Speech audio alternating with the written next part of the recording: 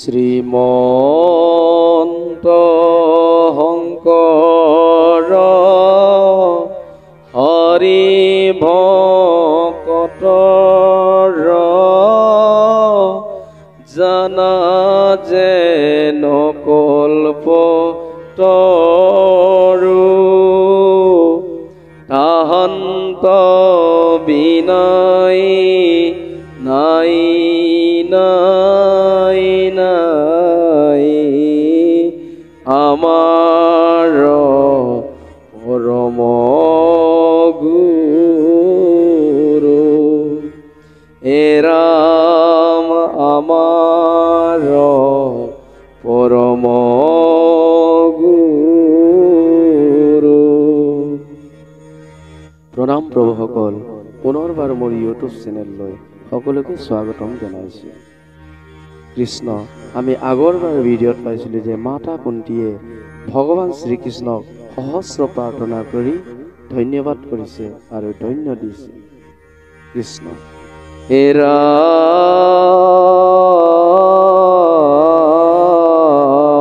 ৰাম ৰাম হি হৰি হৰিৰ নিৰ বহে অবিশ্ৰান্ত কৃষ্ণৰ আগত পৰি কুন্তি কান্দিলন্ত পৰম ভকতি দেখি জগত নিবাস এহি হক বুলি আখি কৰিলা আশ্বাস ৰাম নজাইব দ্বাৰকা বুলি পালতিলা হৰে দুনাই গৃহ পখিলা কুন্তিক আগ কৰি দুনাই যাই বেচান্ত স্ত্ৰী হবক প্ৰভু দি কাতৰ কৰিয়া ৰাজা ৰাখিলা নিৰোধী হাত আত ধুই অধ্যায়ৰ কথা গৈল ভীষ্ম মুখ উৎসৱক কহিবে ভূত লৈল হৰি ৰাম ৰাম হৰি ৰাম ৰাম।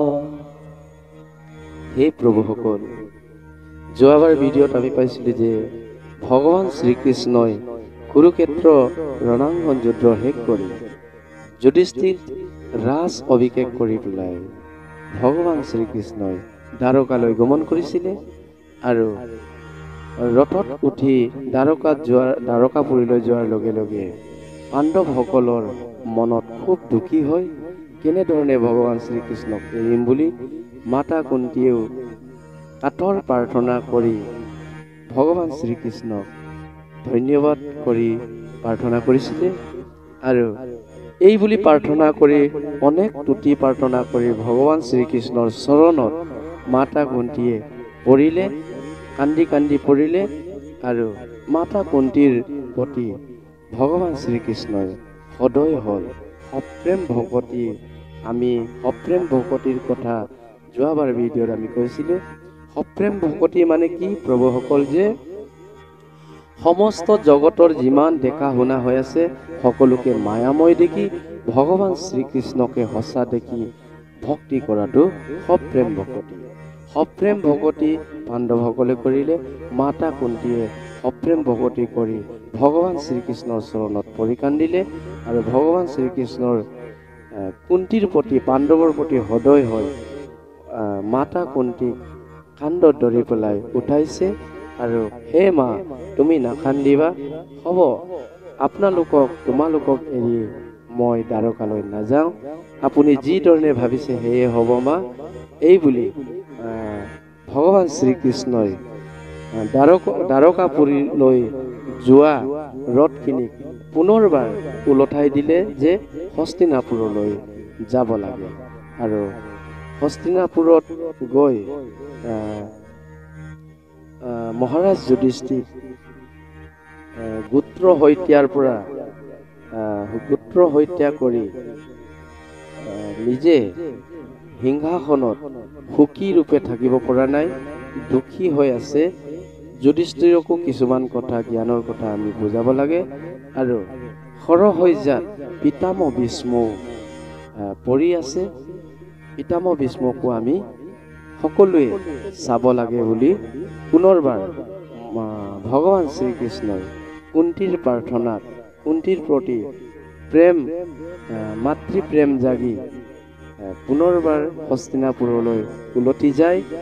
আৰু ইয়াৰ পিছত যুধিষ্ঠিৰ ৰাজ্যলাভ আৰু ভীষ্মৰ মুখ্য উৎসৱ। ভীষ্মইনো পিতামহ ভীষ্মই কেনেকে মুখ্য হ'ব? মুখ্য মানে মুক্তি, মুক্তি কেনেকে হ'ব আৰু মুক্তি কেনেকে পায়, ইয়াৰ কথা আমি পিছৰ ভিডিঅ'ত পাম। পিতামহ ভীষ্মই যেনেকে সৰহসজ্জাত পৰি পেলাই সমস্ত সহস্ৰ সহস্ৰ হৰে বিন্ধি থৈছে, আৰু এই হৰৰ পৰা কেনেকে মুক্তি পায় আৰু হৰৰ পৰা কেনেকে বিষৰ পৰা ত্ৰাণ পায়, এইবোৰ কথা আমি পাম। আৰু প্ৰভুসকল, সৰহসজ্জাত পিতামহ ভীষ্মই পৰি আছে, সহস্ৰ হৰে ইয়াক বিন্ধি থৈছে, নহয়নে? আমাৰো যিদিনাখন সৰহসজ্জাত পৰি থাকিব, নিজে বহিম বুলি বহিব নোৱাৰে, নিজে উঠিমকৈ উঠিব নোৱাৰে, নিজে খাম বুলিলে খাব নোৱাৰে, তেনেকুৱা সমস্যাত আমাৰ এই পঞ্চভূতি শৰীৰখন তেনেকুৱা সমস্যাত হ'ব। কালে আমাক পেলাব। আৰু এই কালৰ সময়ৰ যিদিনাখন আমি সৰহসজ্জাত পিতামহ ভীষ্মৰ দৰে বিচনাত পৰি থাকিব, এই সময়ত নিজে উঠিমকৈ উঠিব নোৱাৰে, বহিমকৈ বহিব নোৱাৰে, অলপ খালে হৈ যায়, খাব নোৱাৰে। এই অৱস্থাত, পৰি থকা অৱস্থাত কেনেধৰণে আমি মুক্তি পাব লাগে, কেনেধৰণে আমি সহস্ৰ বিষৰ পৰা ত্ৰাণ পাব লাগে, এইবোৰ কথা আমি পিছৰ ভিডিঅ'ত পাম। পিতামহ ভীষ্মই যেনেকে সৰহসজ্জাত পৰি সহস্ৰ সহস্ৰ হৰে বিন্ধি থৈছিলে, ভগৱান শ্ৰীকৃষ্ণৰ কৃপাত কেনেকে তেওঁ ত্ৰাণ পায় আৰু কেনেকে মুক্তি পায়, ঠিক তেনেধৰণে আমিও যিদিনাখন বিচনাত পৰিম, তেতিয়াহ'লে আমিও কেনেকে ত্ৰাণ পাব লাগে, মুক্তি পাব লাগে, সেনেকুৱা কথা কিছুমান আমি পাম। পিছৰ ভিডিঅ'ত আমি কিছুমান সেইবোৰ ভক্তি তত্ত্বৰ কথা পাম। আমি পুনৰ লগ পাম। আৰু আজিৰ ভিডিঅ'টো ইমানতে সমাপ্ত কৰিছোঁ। পুনৰ লগ পোৱাৰ প্ৰতিশ্ৰুতিৰে সকলোকে আজি বিদায় দিওঁ। সকলোৱে সুখত থাকক, সকলোৱে নিৰোগী হৈ থাকক, সকলোৱে সুস্বাস্থ্য সুকামনাৰ অৰ্থে কৃষ্ণ।